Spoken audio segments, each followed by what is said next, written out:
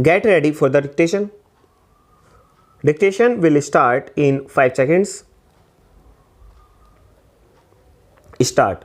Of course, such a dispensation will be said to be in the national interest, and we would then have to reconcile ourselves to this change.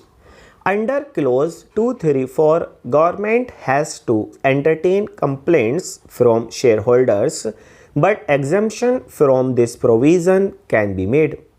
Government companies, after all, are run by people of virtue. How can we ever entertain any complaint against government directors?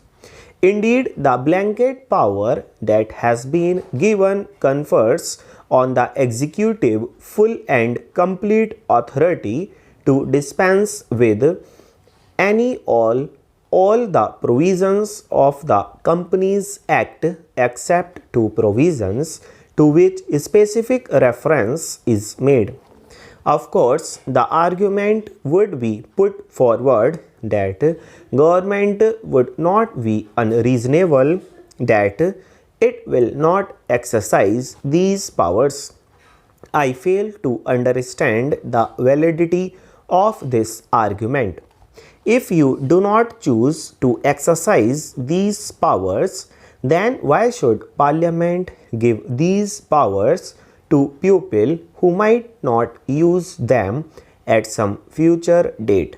After all, a statute is in existence until it is amended, and at any moment changes can occur. Someday a rash finance minister might come to this house and dispense with all these elaborate safeguards which are meant to protect the interest of shareholders.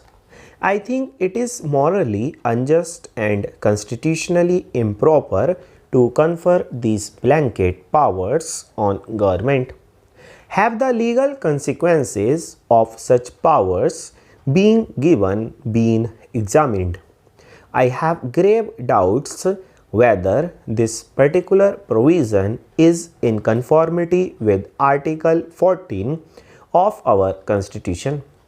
We have, after all, a written constitution which assures equal protection under law.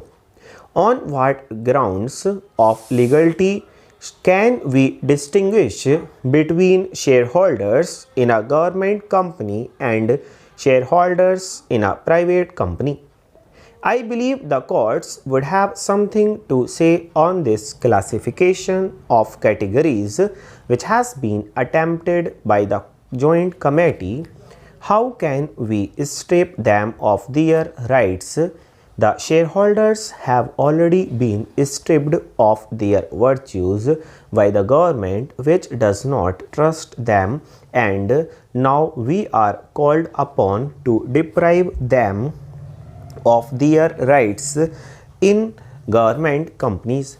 Even in a corporation, state corporation, although it is true that shareholders have limited rights, where an infringement of the statutory powers by the corporation occurs, or where there is an infringement of their rights, the aggrieved individuals have a right to go to courts of law.